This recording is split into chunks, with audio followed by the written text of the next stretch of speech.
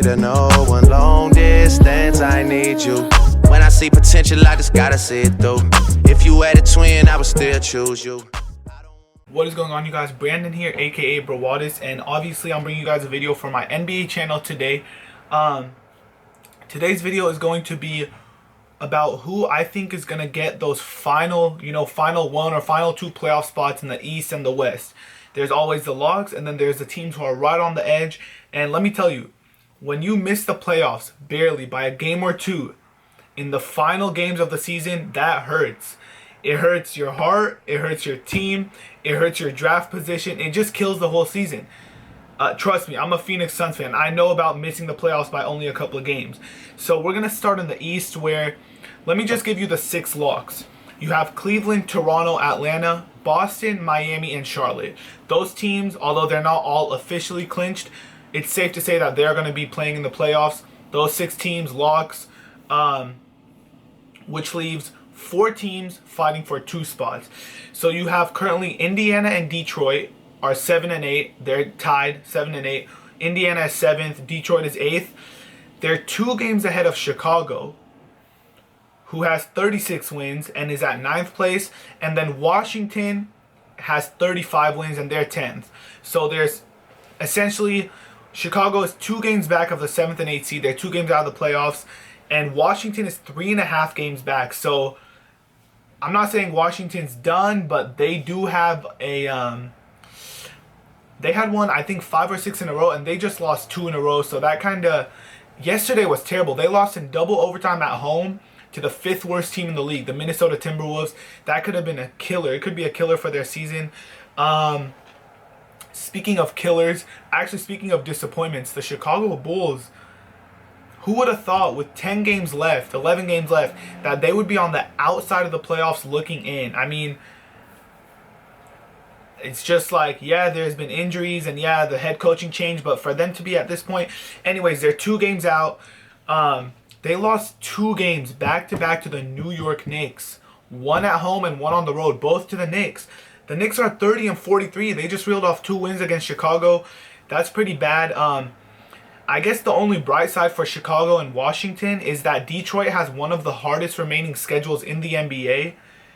They play one of the toughest remaining schedules, but they've won 5 straight. Detroit is on a 5-game winning streak. So, okay, if I had to pick for those final 2 spots in the Eastern Conference playoffs, I'm going to leave Washington out. And as a Suns fan, that's great news. That's amazing, because with the Markieff Morris trade, we acquired a first-round pick from Washington. So them having a lottery pick, the Phoenix Suns getting another lottery pick on top of already what should be like a top 5 pick, that's great for the Suns' future. 2 lottery picks, amazing. But yeah, I'm going to leave Washington out. 3.5 games back. They're not even 9th place. They're 10th. And they only have 10 games left to play. Unless they go, 9-1 and 10-0, it's hard to see them in the playoffs. Between Chicago, Detroit, and Indiana. By the way, great trade, Suns. If we get a lottery pick for Markieff Morris, that's amazing. But Chicago, Detroit, and Indiana. Detroit's been playing fantastic, honestly. But with them having, I don't know. I'm gonna leave Indiana in. Indiana's safe.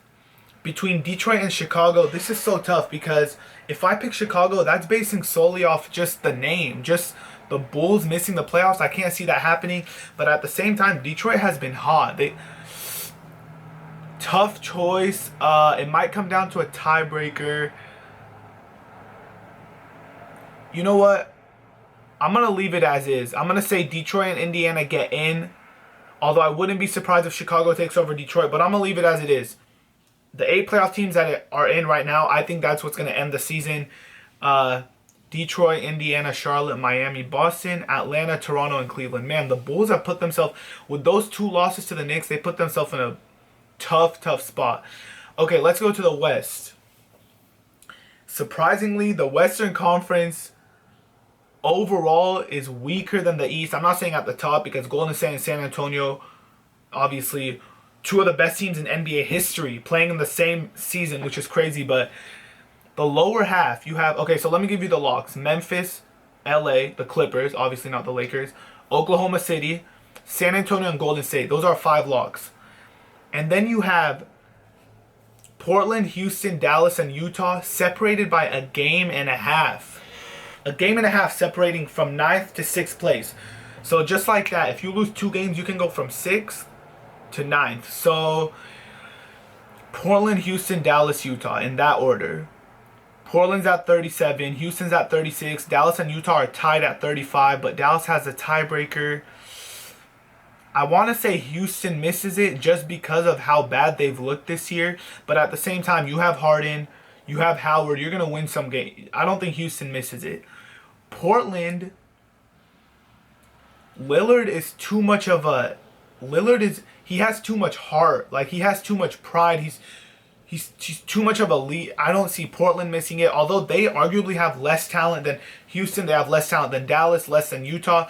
But Portland, they've looked so good. They've surprised me. I picked Portland to be one of the worst teams in the league, along with many of the other sports analysts. They've surprised me to the max. Damian Lillard, I think he's only 25, 26 years old, has literally stepped up as a leader. He's playing like he's a 10-year vet. It's amazing to watch. They're actually really fun to watch. A young team. I think Portland makes it. I think Houston makes it.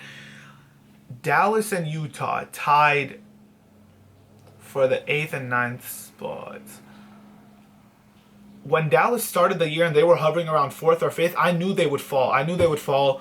They're just too old. They had an injury-prone team. They're not deep. They're not deep. Their bench isn't too strong. So you figured that when their starters got tired, D. Will is old, Dirk is old, Wesley Matthews coming off that injury. But at the same time, Utah is not that strong. This is pretty much fighting for death. You're fighting to get killed by Golden State in the first round. Houston, I don't even know if I want to put Houston as a log, but I'm going to put them as a log just for now. And for that 8th and final spot, I'm going to give it to Utah. That's pure guess, pure assumption.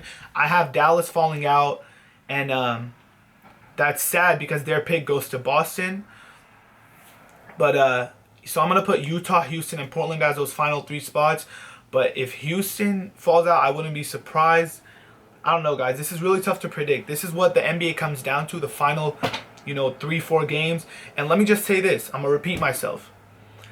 When you're hovering around, 7th, 8th spot and missing the playoffs, it's terrible because you don't want to be there. You either want to be all the way at the bottom, like where the Suns, Lakers, and Philly is, so you can get a top draft pick, or you want to be at the top competing.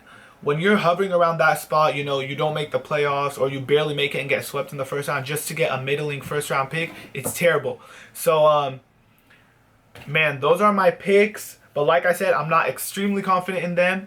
But if I had to choose, that's what I'm going. Man, looking at Portland, they were not supposed to be here right now. I want to know what Vegas put their over-under at, but 37 wins with 9 games left.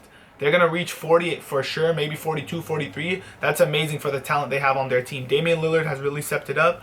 I hope you guys enjoyed this video. I'm going to have my second video today, which is going to be, does Brawadis believe the Golden State Warriors will break the 95-96 Chicago Bulls 72-10 record? So tune into that, and I hope you guys enjoyed this video. Let me know what you guys think in the comment section below.